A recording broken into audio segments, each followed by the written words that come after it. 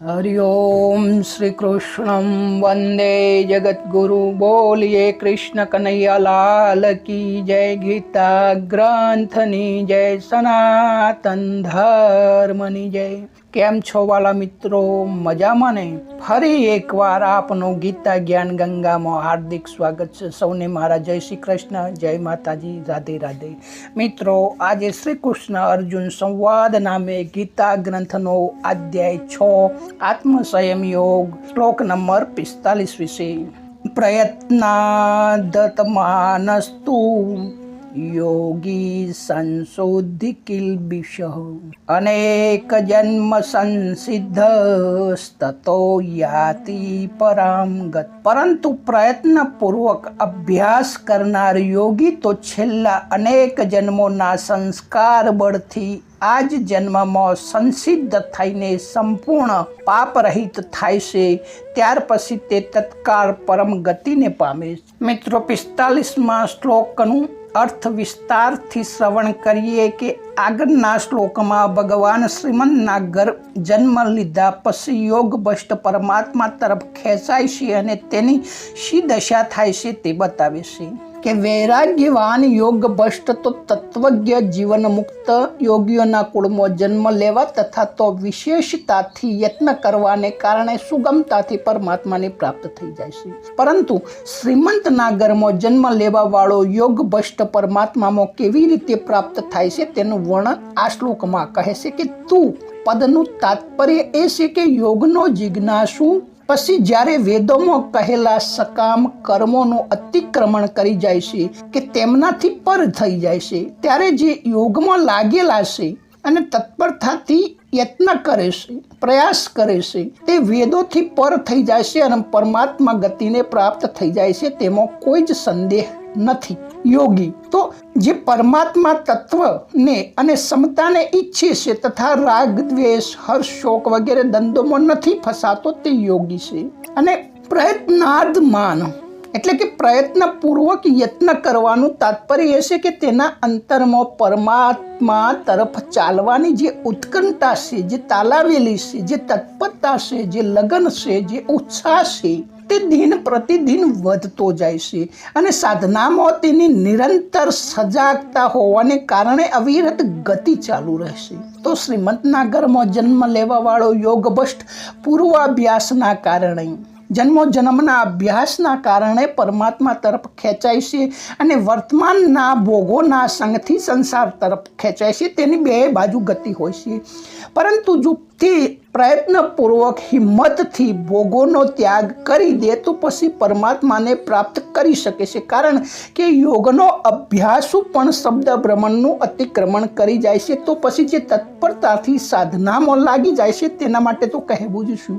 જેવી રીતે નિષિદ્ધ આચરણ કરનારો પુરુષ એકવાર ફટકો ખાતા વિશેષ દ્વારાથી પરમાત્મા તરફ ખેંચાય છે, જેવી રીતે જેસલ જાડેજો કે એને એવું એક પણ પાપ નહોતું છોડ્યું કે જે તેને કરવાનું બાકી હોય તો પણ એને ફટકો પડ્યો અને વિશેષ વ્યક્તિના સહાય રૂપથી તે જેસલમાંથી જેસલ જાડેજો થઈ જાય છે। તેવી જ રીતે યોગ ભ્રષ્ટ પણ શ્રીમંતના ઘરમાં જન્મ લઈ વિશેષ ત્વરાથી જો ભોગોનો ત્યાગ કરી પરમાત્મા તરફ ગતિ વધારી દે, ભક્તિમાં લાગી જાય તો સંસિદ્ધ કિલ્બિષમ કે તેના અંતઃકરણના બધા જ દોષો, બધા જ પાપો નષ્ટ થઈ જાય છે। અર્થાત પરમાત્મા પ્રત્યે લગન હોવાથી તેના હૈયામાં ભોગ, સંગ્રહ, માન, બળાઈ વગેરેની ઈચ્છા સર્વથા દૂર થઈ જાય છે। મિત્રો, શાસ્ત્રોમાં કહ્યું છે કે જેવું તમે ચિંતન કરો, જે વ્યક્તિનું તમે ચિંતન કરો એ વ્યક્તિના ગુણ તમારામાં આપોઆપ આવવા લાગવાના અને એ પ્રમાણે તમે વર્તન કરવાના, તો તમે એ વ્યક્તિના જેવા તમે બની જવાના। એમ જો તમે સતત પરમાત્માનું ચિંતન કરશો તો પરમાત્માના જે ગુણ છે તે તમારામાં આવવાના, સાથે સાથે જે પરમાત્માનો સહાય તમને મળવાની એ વિશેષ મળવાની, જેના કારણે તમારી ઝડપ તીવ્ર થઈ જવાની અને હજારો વર્ષોનું કામ એક જ જન્મમાં પૂરું થઈ જવાનું।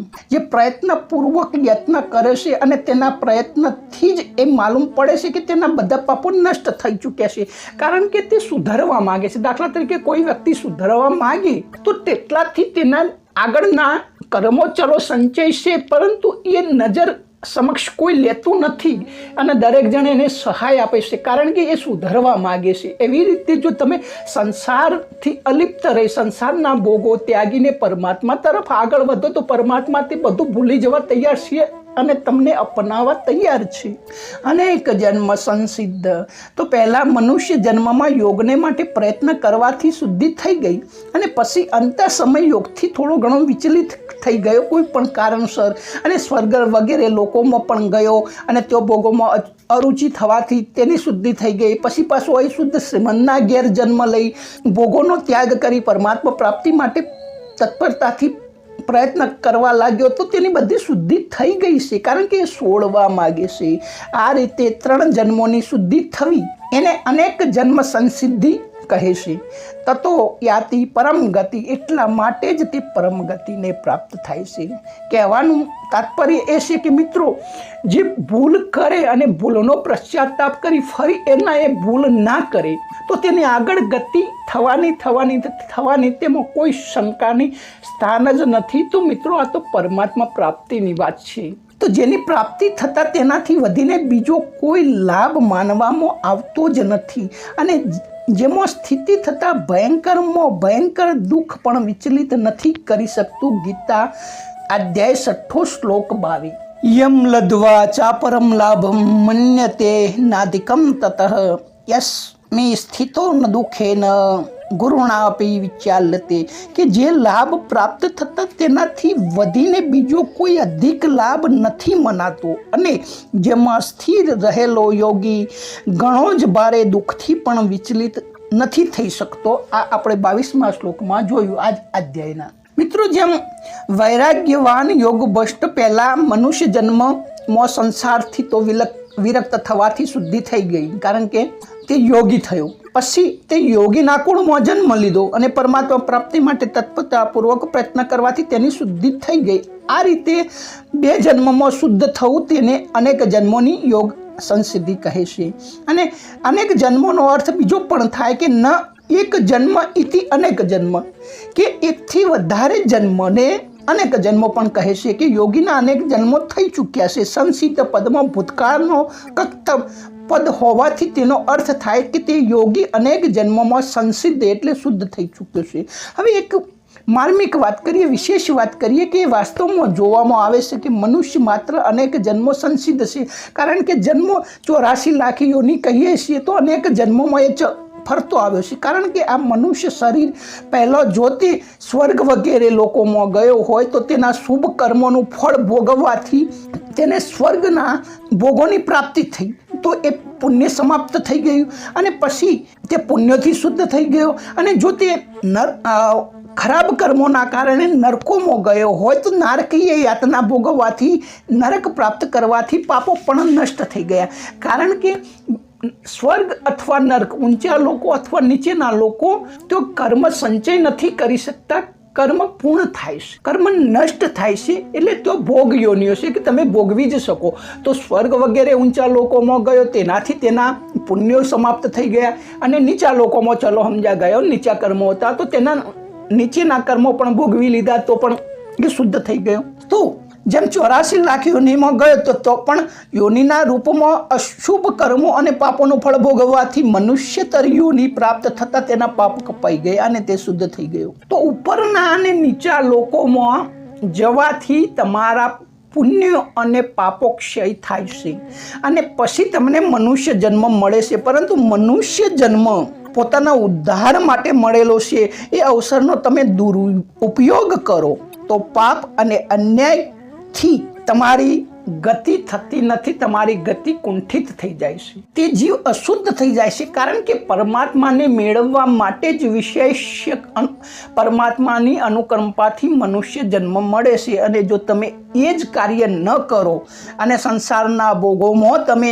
રચ્યા પચ્યા રહો તો આ રીતે જીવ અનેક જન્મોના પુણ્યો અને પાપોથી શુદ્ધ થઈ ગયો છે અને આ શુદ્ધ થવું તેને જ સંસિદ્ધ કહેવું થાય છે. અને બીજી વાત કે મનુષ્ય માત્ર પ્રયત્નપૂર્વક યત્ન કરીને પરમ ગતિ પ્રાપ્ત કરી શકે છે અને પોતાનું કલ્યાણ કરી શકે છે. કારણ કે ભગવાને આ અંતિમ જન્મ આ મનુષ્યને કેવળ પોતાના કલ્યાણ કરવા માટે જ આપ્યું છે. અને જો આ મનુષ્ય પોતાનું કલ્યાણ કરવાનો અધિકારી ન હોત તો ભગવાન તેને મનુષ્ય જન્મ જ શા માટે આપત.